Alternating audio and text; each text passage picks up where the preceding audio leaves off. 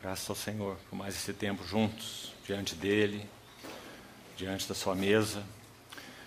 Precisamos tanto buscar a face do Senhor para que Ele nos ajude nesse tempo a termos o foco totalmente na pessoa dEle, na obra dEle. Temos entendido que esse não é um tempo de ensino, não é um tempo de exortação, é um tempo completamente focado em quem Ele é, sua pessoa e sua obra. Há algumas coisas que nós nos esquecemos de esquecer. A palavra de Deus diz que o Senhor, por causa da obra do seu Filho, Ele se esquece das nossas transgressões. Dos seus pecados jamais me lembrarei. Essa é uma das coisas que nós esquecemos de esquecer. E o Senhor se esquece. Há outras coisas que nós nos esquecemos de lembrar. E é lembrar daquilo que o Senhor é e daquilo que Ele fez. Por isso Ele estabeleceu essa mesa, para que nós nunca nos esquecêssemos de lembrar. Ele disse para o seu povo no deserto: lembrai-vos de que fostes cativos no Egito durante 400 anos. Lembrai-vos. E Ele colocou aquele memorial diante deles. No Velho Testamento, a Páscoa. Hoje, diante de nós, essa preciosa mesa, que é o cumprimento espiritual de tudo o que a Páscoa era apenas uma sombra. Cristo, o nosso Cordeiro Pascal, foi imolado. Então celebremos a festa, não com o fermento da malícia, da inveja, mas com os asmos da sinceridade e da verdade. Então precisamos nos lembrar de lembrar do que o Senhor então quis que estivesse no centro, não apenas de nossas reuniões, mas que estivesse no centro das nossas vidas, dos nossos relacionamentos, enfim, de tudo que somos e de tudo que fazemos. A pessoa e a obra do Senhor Jesus. Então, irmãos, é privilégio imenso nosso. Nós podemos, cada domingo, nos assentarmos em torno dessa mesa, colocada aí no centro, fazendo memória do seu grande amor. Quando o povo de Israel jornadeava pelo deserto, o Salmo 78, gostaria de brevemente meditar com os irmãos em um dos versículos desse Salmo. O Salmo 78 descreve algo a respeito dessa peregrinação. É um Salmo de Asaf. E no Salmo, o verso 19 desse Salmo diz assim, a parte B desse versículo: pode acaso Deus preparar-nos mesa no deserto? Penso que essa é uma tremenda pergunta. Nós sabemos o que aconteceu com aquele povo, quando murmurou no seu coração, e até mesmo no seu coração voltou para o Egito, porque as coisas dali eram o que eles desejavam. Então nós sabemos como Deus tratou com paciência e com muita longanimidade aquele povo, durante todo aquele tempo. Mas finalmente a primeira geração ficou prostrada no deserto, por causa da sua infidelidade, da sua incredulidade. E uma das marcas da sua incredulidade é esta, que nós estamos acabando de ler aqui. Eles chamaram aquele pão do céu, que era uma figura do próprio Senhor. O pão que desce do céu e dá vida ao mundo, nosso Senhor. Lá na sombra, no tipo, aquele pão era o maná. E num dado momento aquele povo disse assim: nossa alma tem fastio deste pão vil. Então isso mostra o quanto eles não seguiram na apreciação daquilo que o Senhor, na sua bondade soberana e nos seus cuidados, dava a eles no deserto como a sua ração, o seu alimento. Sabemos o que isso significa na figura. O Senhor queria mudar a dieta daquele povo, digamos, a constituição interior daquele povo, claro, na figura, no tipo do maná, não é? Porque eles comeram aquelas comidas dos egípcios tantos anos, e nós somos aquilo que nós comemos, todos nós. Então aquilo é o que eles eram. Então, quando o Senhor os conduz para o deserto, Ele lhes dá maná. Sustentou-lhes com maná, aquele pão do céu, para que então eles entrassem numa nova relação de conhecimento interior, na figura, claro, do maná. Não é? O maná era apenas orgânico, nós sabemos, né? Mas ele foi designado por Deus como um tipo importante para aquele povo, para que aquele povo viesse a depender dos tratos de Deus, dos cuidados de Deus, da provisão de Deus para o deserto, para que encontrassem Deus de uma forma que nunca haviam encontrado no Egito. Essa é a finalidade do deserto. O deserto é para que encontremos Deus de uma forma que antes não tínhamos encontrado. Então, quando eles rejeitaram o maná, eles rejeitaram encontrar Deus da maneira que Deus havia designado para que fosse por eles encontrado. A mesma coisa com relação à mesa do Senhor. Creio que quando o Senhor estabeleceu essa bendita mesa, preciosa mesa, seu desejo é que nós o encontremos. Agora, irmãos, vamos pensar nessa frase que nós vemos nesse salmo, essa pergunta. Pode acaso Deus, essa era a dúvida deles, pode acaso Deus preparar-nos uma mesa no deserto? Penso que essa expressão é antagônica, né? Deserto e mesa, as duas coisas não têm nada a ver. Deserto não é lugar de mesa, deserto é lugar de nada. Uma mesa no deserto seria a provisão de Deus para o jornadear daquele povo. Quando? De que maneira eles poderiam encontrar uma mesa no deserto? O que isso tem a ver conosco e o que isso tem a ver com a mesa do Senhor? Amados, a nossa apreciação de Cristo, ela é a chave para todo o nosso jornadear aqui, neste mundo. Um dos motivos pelos quais nós não apreciamos o Senhor devidamente, não o único, mas um dos motivos importantes, significativos, é que nós apreciamos esse deserto demais. Nós apreciamos o mundo demais. Nós extraímos recursos do mundo demais. E nós vamos encontrando contentamento no que o mundo é. Se nós não tivermos experiências mais definidas do mundo como deserto, nós teremos muita dificuldade em apreciar o nosso Senhor. Porque nossa alma estará farta de pão no que significa este deserto. Vamos lembrar um pouco sobre isso no que se refere ao apóstolo João. Quando nosso Senhor Jesus partiu, depois da sua ressurreição, depois de 40 dias de testemunho aqui na terra, durante 10 vezes, manifestando aos seus discípulos a sua ressurreição física e literal, 40 dias, 10 vezes, 10 fala de um pleno testemunho. Nosso Senhor vai ao Monte das Oliveiras com seus discípulos e ele vai se ausentar da presença deles, ser encoberto por aquela nuvem, e daquela nuvem nós sabemos muito bem para onde ele foi. A Bíblia é muito clara em dizer que ele está à destra do trono da majestade nas alturas, no lugar mais supremo. Quando ele é encoberto por aquelas nuvens, aqueles anjos fazem uma pergunta para os discípulos. O que estáis olhando às alturas? Esse mesmo Jesus virá do modo como vistes subir. Então aquela nuvem os encobriu dos olhos dos seus discípulos. A partir daí, especialmente o apóstolo João, e nós dizemos especialmente porque nós conhecemos seus escritos, seus 5 livros no Novo Testamento. O coração de João se torna o coração de uma viúva, de um peregrino, de alguém que realmente jornadeava pelo deserto. Quando ele escreve o Apocalipse e vai falar sobre o espírito da Babilônia ou da igreja apóstata, daquela que já se afastou de toda a realidade espiritual, de quem Cristo é, de quem Deus é, de quem o Espírito é, de todas as realidades espirituais, João chama isso de a grande Babilônia. Ela parece com a esposa, mas ela não é a esposa, ela é a meretriz. Por isso a grande meretriz, também uma mulher, mas não é a esposa do cordeiro, é a grande meretriz. Imitação, parece, mas não é. Então, quando João descreve essa meretriz, ele diz que ela diz assim consigo mesma. Preste atenção nisso. Estou assentada como rainha. Apocalipse 18, verso 4. Estou assentada como rainha. Viúva eu não sou, e pranto eu nunca hei de ver. O que essas palavras querem dizer?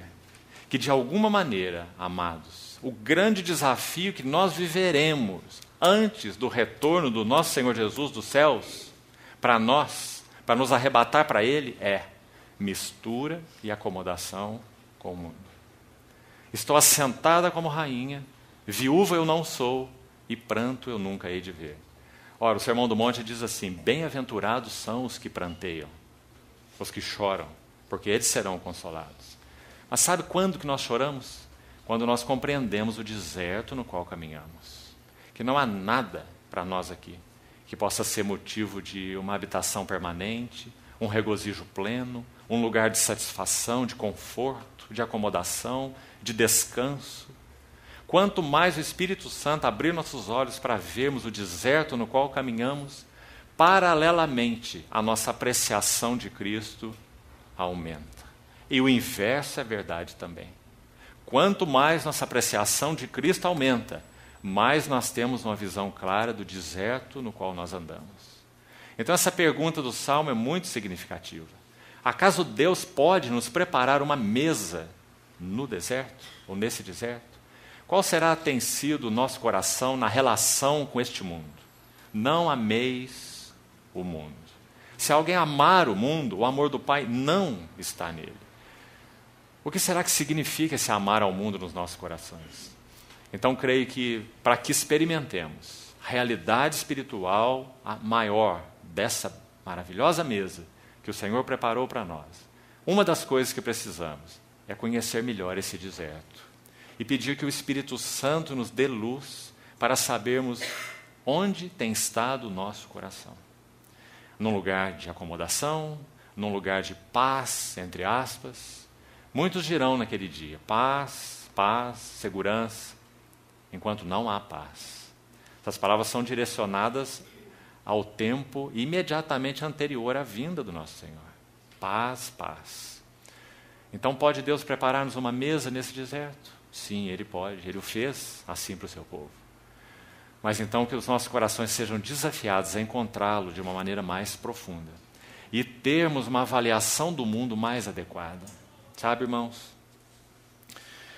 Uma das coisas mais difíceis com relação a este mundo é que nós lidamos com as coisas lícitas dele. E são essas coisas lícitas que vão capturando nosso coração, vão embaçando o nosso amor. É o comer, o beber, o comprar, o vender, o plantar e o edificar. Como foi nos dias de Ló, como foi nos dias de Noé, como nosso Senhor disse. Então essas coisas tão lícitas e normais, que fazemos uso delas cotidianamente, são elas mesmas que embaçam o nosso coração e que fazem nos perder uma realidade maior de quem é o nosso Senhor e do que é este mundo, para que nós possamos guardar os nossos corações incontaminados, aqueles que se utilizam do mundo sejam como se dele não utilizassem, porque a aparência deste mundo passa. Então essas duas verdades paralelas sempre vão andar juntas. E a mesa do Senhor, mais uma vez, será um grande termômetro para nós. O quanto nós temos apreciado a Ele e o quanto nós temos visto o mundo e o que ele significa. Há uma outra expressão no Salmo, Salmo 23, que também a palavra mesa é usada. E Davi diz assim, naquele lindo Salmo 23: unges-me a cabeça com óleo, o meu cálice transborda. Preparas-me uma mesa perante os meus inimigos. O Senhor não apenas nos prepara uma mesa diante da qual nós estamos hoje, nesse deserto, o mundo, mas Ele nos prepara uma mesa diante dos seus inimigos e diante dos nossos inimigos. Então, quando nós nos achegamos a essa mesa, esses são dois assuntos que saltam aos nossos corações e aos nossos olhos. Nossa apreciação de Cristo e o mundo, uma antítese. E a nossa apreciação de Cristo e a apreciação das suas vitórias. Essa mesa que Ele prepara para nós, amados irmãos, é uma mesa preparada diante dos seus adversários. Nós sabemos o que essa mesa fala. Ela fala de muita coisa e de muitas verdades. Uma delas é: tudo está feito. Tudo está feito. Há uma parábola das bodas em Mateus 22, em que Nosso Senhor mesmo propõe aquela parábola. E diz que aquele rei que preparou as bodas, Mateus capítulo 22, ele disse assim: vinde, os novilhos já foram abatidos, tudo está pronto. Que coisa preciosa é essa? Agora, irmãos, para que Nosso Senhor pudesse dizer isso, tudo está pronto, está consumado, ou tudo está feito, Que tremenda batalha ele travou ali no Gólgota. Por isso ele nos chama para colocar nossa lembrança ali. Como que dizendo, olha, observe, a redenção de vocês foi muito cara. A redenção de vocês custou um alto preço. Vocês são meus. Não deixe o coração de vocês se contaminar com o mundo. Eu comprei vocês. Fostes comprados por preço. Agora, pois, glorificai a Deus no vosso corpo. Então, amados, o Senhor, para nos preparar essa mesa, Ele combateu os seus adversários. Quais são eles? O pecado. Aquele que não conheceu o pecado, Deus o fez pecado por nós. Esse não foi um adversário simples. Ele combateu a carne.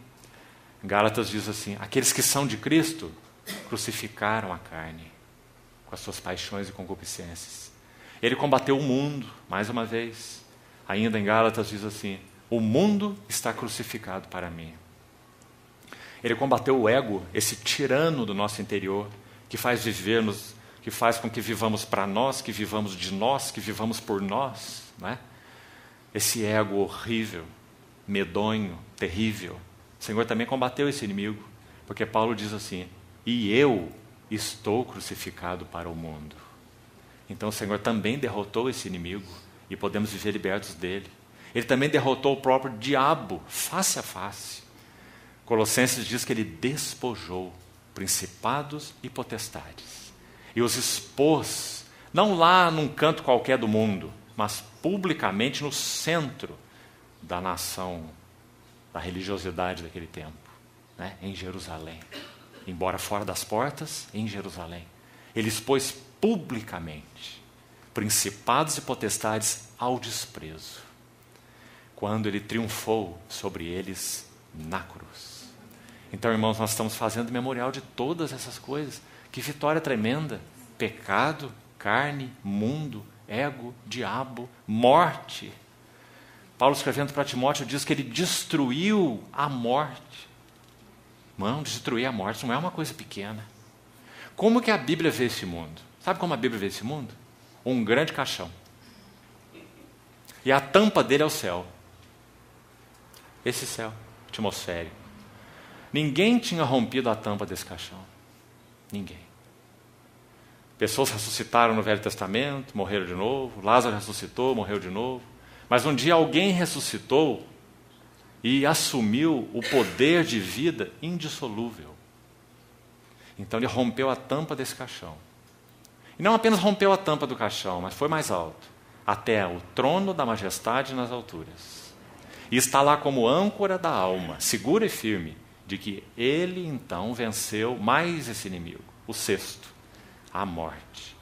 Ele então é garantia. Essa é a garantia de que quando ele se manifestar, nós ouviremos aquela voz ressoando aí por todo o universo. Tragada foi a morte, pela vitória. Onde está, ó morte, o teu aguilhão? Graças ao Senhor. Então, irmãos, Espírito Santo nos ajude e nos conduza. Nós não estamos em um tempo qualquer. Nós estamos num tempo tremendo. Essa mesa não está posta para o mundo. Essa mesa está posta para a igreja. Essa mesa está posta para os redimidos do Senhor. Então, que o Espírito Santo nos ajude a ter a apreciação adequada do Senhor, da sua vitória.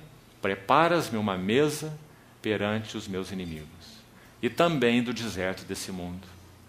Preparou-nos o Senhor uma mesa no deserto. Que Ele guarde nossos corações para Ele. Nosso Senhor está às portas, irmãos. Quanto mais nossa apreciação dEle crescer, mais a nossa apreciação da mesa dEle irá crescer. E mais a nossa avaliação das coisas que estão ao redor irá ser acertada. Para que o Senhor, quando vier, não nos encontre desajeitados.